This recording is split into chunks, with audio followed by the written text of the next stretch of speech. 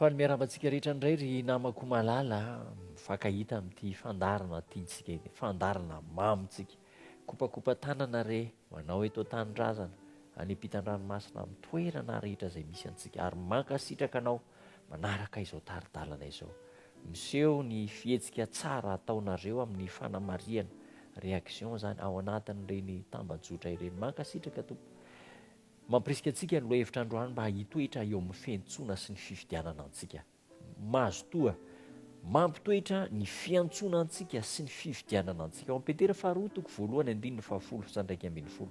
ary amin'izany dia mazotoa kokoa rahalahy hampitoetra ny fiantsoana sy ny fifidianana anareo fa raha manao zany zavatra izany ianareo dia tsy ho tafintohina akory mandrakizay fa toy izany no hanomezana malalaka ho anareo ny fidirana ho any amin'ny fanjakana mandrakizay izay any Jesosy Kristy Tompontsika sy Mpamonjy antsika mampirisika antsika hitoetra mahatoky ny afatra androany nahoana moa no ampirisihana hitoetra mahatoky satria be dia be ireo fakapanahy ireo toe-javatra fiainana eto amin'izao tontolo izao misarika antsika mba hiala analavitra ny sitrapon'Andriamanitra ary hanadino ilay fanapahan-kevitra no raisitsika hanaraka an' Jesosy Kristy izany no atao hoe fiemorana apôstazia mihemotra tsy manana firaiana intsony hitoetra mahatoky amin'ny taridalana izay nomen'Andriamanitra raha jerentsika io petera voalohany io ny andininy voalohany zany lohateny ery ambony dia izao no lazainy hoe antso ho amin'ireo efa nahazo finoana mba hitoetra mahatoky ho an'ireo efa nahazo ny finoana efa nandray ny fahamarinana efa nanaiky ny fahamarinana dia miantso sao dia sanatrika misy mihemotra indray dia lasa miala amin'ny fahamarinana isika tsiraray no manapaka izay ho anjarantsika mandrakizay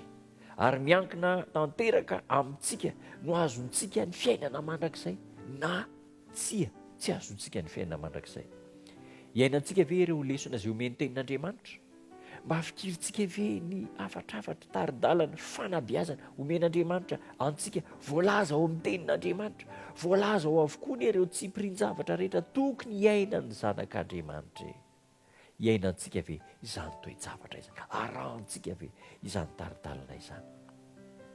Jesosy Kristy irery any no manome toky fa ampahery antsika hitazona antsika ahoana ny ahafantarana amin'izany amin'ny alalan'ny tenin'Andriamanitra nomena antsika mibaribary azo vakiana azo ianarana isan'andro isan'andro ireo tsipirin-javatra manokana izay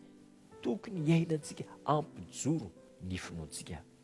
rehefa avotana hiala amin'ity tany ity isika rehefa ho avy Jesosy Kristy handray antsika ho any amin'ilay fiainana mandrakizay dia hiantso antsika amin'ny anarantsika manokana izy omeny antsika ny akanjo-pahamarinana salorany ny akanjo fotsiny famonjena isika ary ampiakary ny ala amin'ity tany ity isika akary ny ala amin'izao tany izao hiditra any amin'ilay Jerosalema vaovao omeny antsika ny valisoa ny finoana ireo voavonjy dia ho satroana satroboninahitra ny fiainana mandrakizay ary hosokafana ao antsika ilay tanànan'Andriamanitra asiana lokanga volamena eo am-pelantanantsika ary dia hitendry ny feonkiran'ny lanitra mandrakizay isika mandra-pahatongan'izany valisoa ny finoana isika nofidiana isika nantsoin'Andriamanitra nantsoina sy nofidiana isika mitoera mahatoky amin'ny taridalana omen'Andriamanitra mitoera mahatoky amin'ny finoana an'Andriamanitra ankatoa ny sitrapon'Andriamanitra isika tanteraka amintsika ny izany toe-javatra izany ary ho fanapahan-kevitra ho antsika tsirairay avy dia hiaraka hivavaka isika tombo tsara misaotranao izay fa sady nofidianao izay no nantsoinao ary omenao an'ireo taridalana rehetra ao amin'ny soratra masina mba hanamafy orina ny finoanay ahatonga anay hitoetra mahatoky hatramin'ny farany raha eo Jesosy Kristy zokinay manolotra ny fiainana ao anao izay raiso anao hatramin'ny farany amin'ny anaranao Jesosy no anonana ny vavaka amen